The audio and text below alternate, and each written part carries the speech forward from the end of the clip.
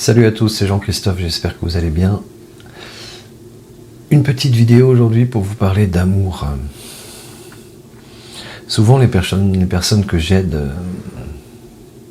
7-8 fois sur 10, je décèle quelque chose, alors je leur pose la question. Et je leur dis, est-ce que vous aimez?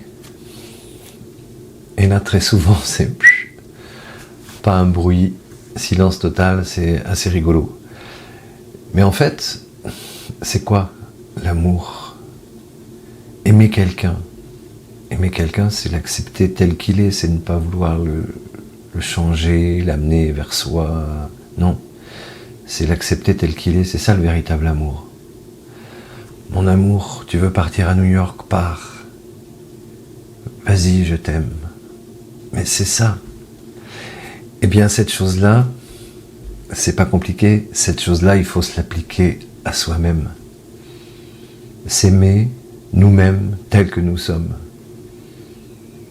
Ça paraît bateau, ça paraît d'une simplicité aveuglante, mais combien de gens sont encore dans le passé, sous l'emprise d'un homme ou d'une femme.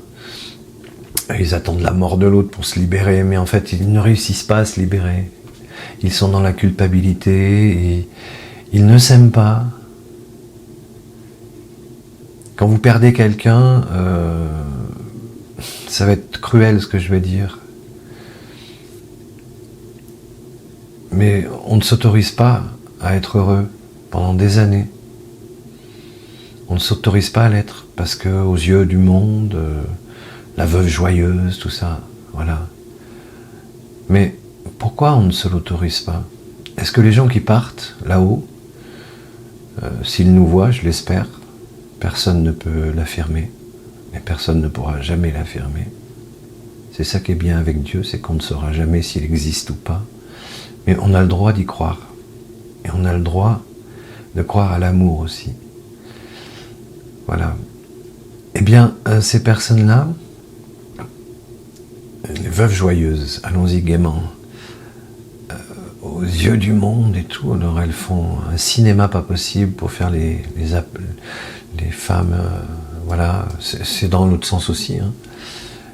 Et quand elles sont en société, et quand elles sont chez elles, eh ben elles sont joyeuses, parfois.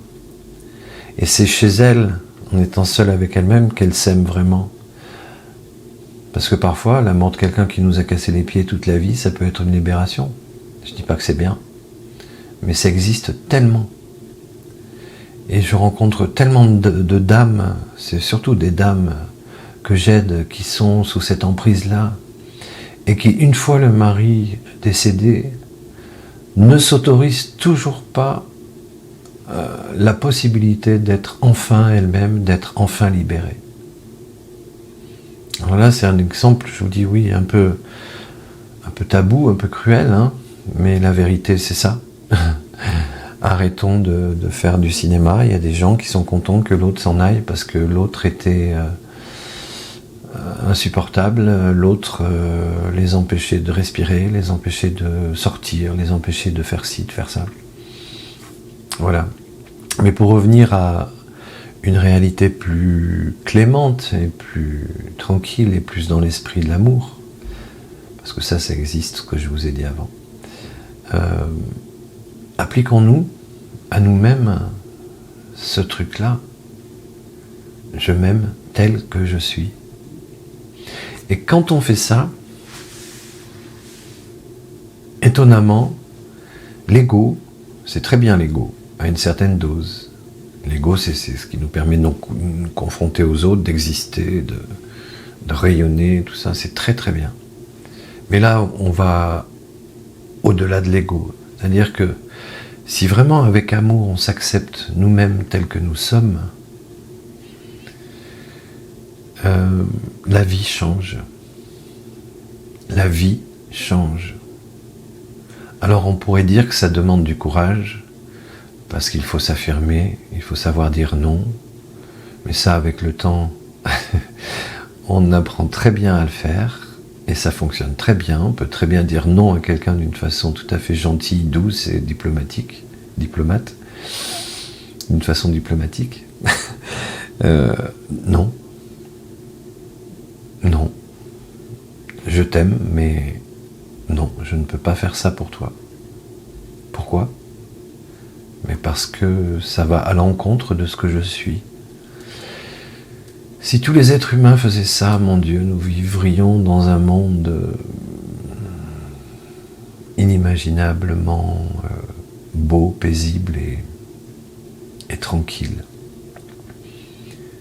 C'est ça, je crois, dont nous parlait le Christ quand il disait aimez vos ennemis. Ça veut simplement dire acceptez-les tels qu'ils sont. À quoi ça sert de toute façon de vouloir les tuer, se venger ? Ça sert à rien puisque ça ne changera pas ce qu'ils sont.